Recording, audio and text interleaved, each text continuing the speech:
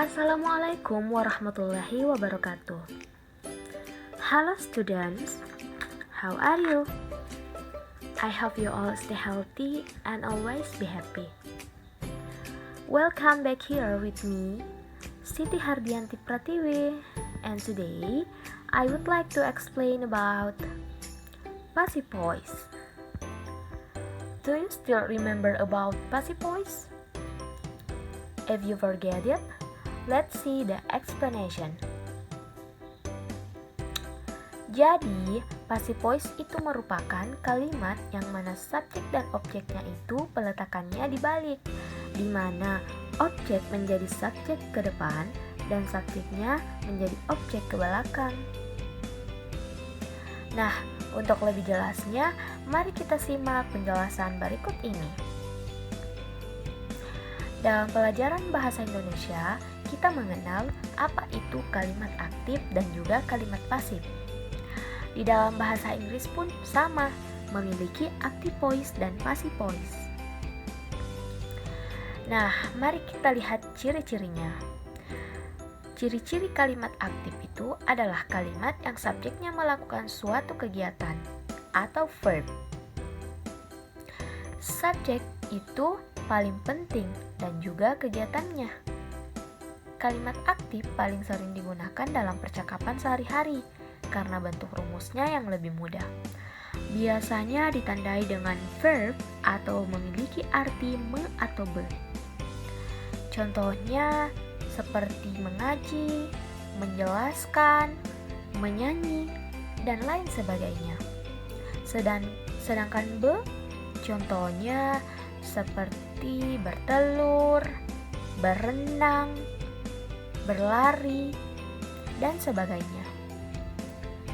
Sedangkan passive voice itu sendiri seperti yang telah dijelaskan sebelumnya bahwa kalimat pasif adalah kalimat yang subjeknya adalah penerima suatu kegiatan atau verb. Kalimat pasif digunakan jika subjek atau pelaku utamanya tidak begitu penting. Biasanya suatu tindakan tidak memerlukan pelaku. Contohnya akan kita bahas pada slide selanjutnya. Nah, mari kita lihat pada ilustrasi berikut ini. Look at these sentences. Jika saya memiliki kalimat aktif, contohnya seperti ini. Rizka takes English course every Monday.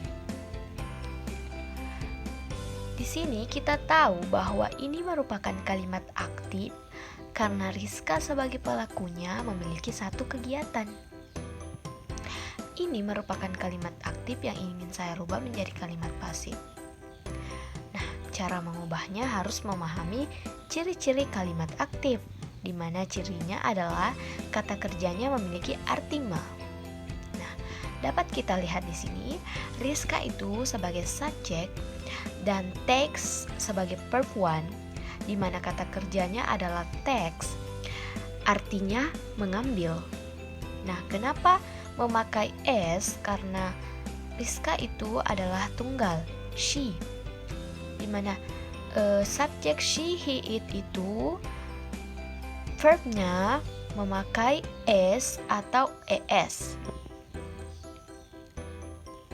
English course adalah objek. Adverb of time adalah every Monday adalah adverb of time, yaitu keterangan waktu. Nah, jika saya merubah ke dalam passive sentence, maka akan seperti ini. English course is taken by Rizka every Monday. Seperti yang telah dijelaskan sebelumnya bahwa passive voice itu subjek dan objeknya itu peletakannya dibalik, di mana objek menjadi subjek ke depan dan subjek menjadi objek ke belakang. Nah, bisa kita lihat English course merupakan objek. Nah, kita taruh di depan. Dan selanjutnya, karena dalam passive voice itu jika kalimat aktifnya itu verb one, kata kerjanya itu verb one, maka jika diubah ke dalam passive sentence, maka kata kerjanya berubah menjadi verb three dan ditambah be. Nah, contohnya seperti ini. Kenapa be-nya di situ is? Karena English course itu tunggal. Nah, by Rizka. Kenapa memakai by? Karena memang dalam ciri-ciri passive voice itu memakai by. Every Monday. Itu merupakan keterangan waktu. Nah, untuk by Rizkanya ini jika dirasa perlu untuk menjelaskan pelakunya maka ditulis, tapi jika tidak penting ini bisa dihilangkan. Tapi sebagai latihan kita bisa menuliskan baik objek kita taruh di depan dan subjek di belakang.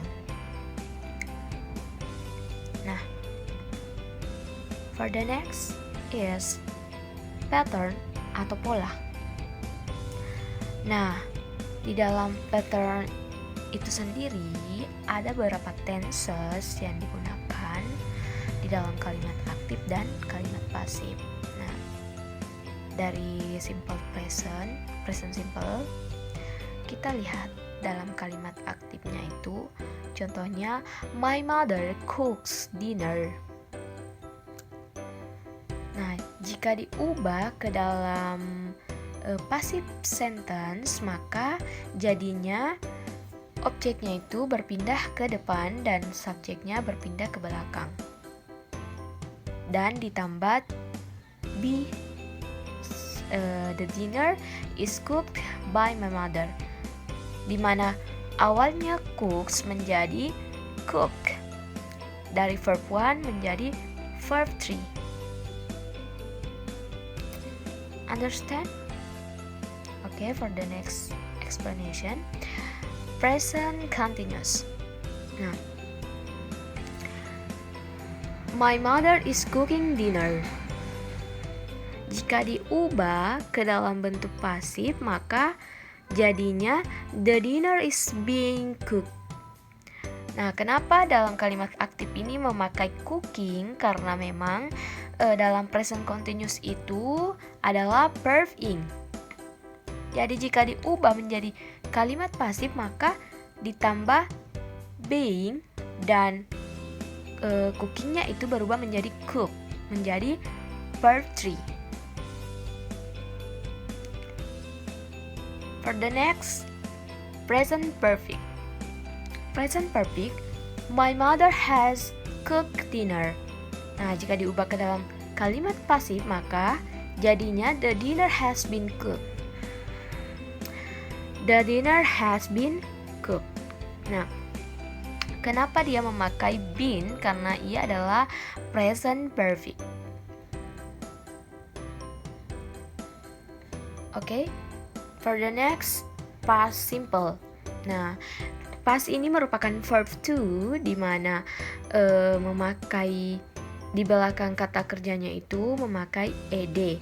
Nah, contohnya seperti ini. My mother cooked dinner. Nah, jika diubah ke dalam kalimat pasif maka the dinner was cooked by my mother. Kenapa memakai was? Karena ia past. Nah, was itu untuk tunggal dan were itu untuk jamak. For the next, past continuous. Dalam kalimat aktif, my mother was cooking dinner. Jika diubah ke dalam kalimat pasif, maka the dinner was being cooked. Nah, di sini ada was, ada juga being. Was itu pastnya, being cooked. Being itu continuous, verb ing. And cook. Cooked itu kan verb three dalam kalimat pasif. Nah, for the next is past perfect. Kalimat aktif adalah my mother had cooked dinner. Jika diubah ke dalam kalimat pasif maka akan menjadi the dinner had been cooked. Kenapa memakai had? Karena ia adalah past perfect. Beda dengan present perfect, ia memakai has. Oke. Selanjutnya future simple. Dari kalimat aktif, my mother will cook dinner. Jika diubah ke dalam kalimat pasif, maka the dinner will be cooked. Dia memakai will karena future. Dan ini merupakan modal. Dan selanjutnya future continuous. Nah, di sini ada my mother will be cooking dinner. Nah, jika diubah ke dalam passive sentence, maka akan menjadi the dinner will be being cooked. The dinner will be being cooked. Cookingnya itu diganti menjadi being cooked karena ia adalah verb 3. Dan continuousnya itu diubah, dimana cookingnya itu berubah menjadi being cooked. Being itu continuous. Oke. For the next is di sini yang perlu kalian garis bawahi. Ini adalah to be yang harus kalian ingat-ingat. Nah, di dalam present simple di sini ada I menggunakan you, they, we menggunakan are, he, she, it menggunakan is. Begitupun dengan nama-nama benda yang bersifat tunggal, tetapi jika benda itu bersifat jamak maka ditambah are. Kita bisa memakai they, tetapi jika hanya satu maka berubah menjadi it. Nah, di dalam past simple juga, dimana dengan was, are dengan were, is dengan was. Nah,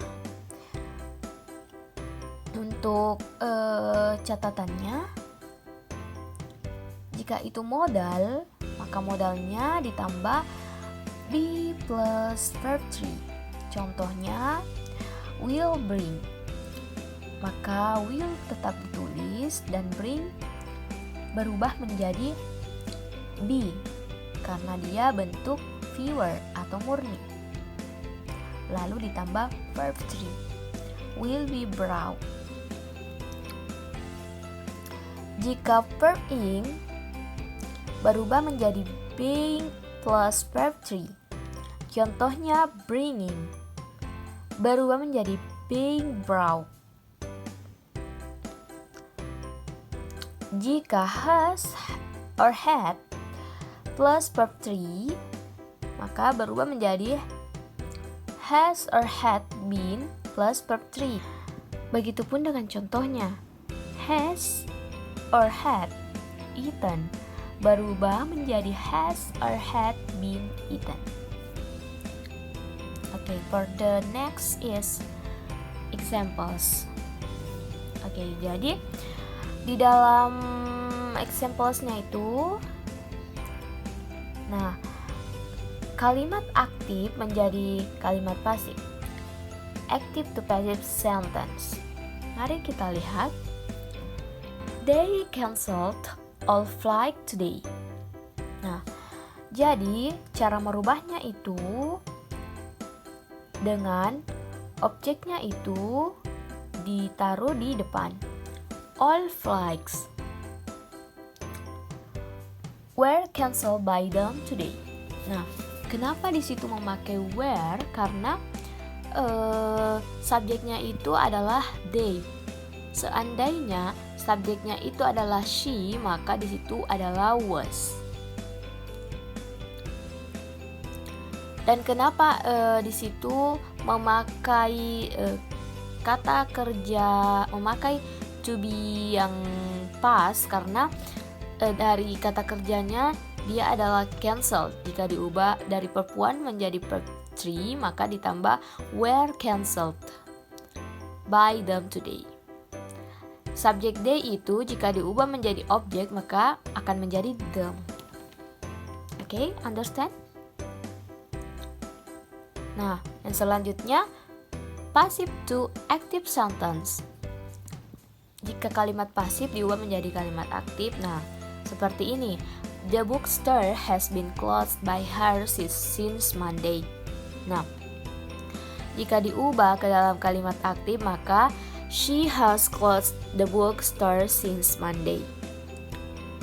She itu menjadi subjek, di mana awalnya menjadi objek. Her has closed adalah verb. The book store since Monday. Nah, oke. Mungkin ada contoh lain. Another example of passive voice. Nah, yang pertama itu you have to be tested on your English grammar. Kamu harus dites. Jadi itu merupakan passive voice. You have to itu harus. Have to be tested. Kamu harus dites.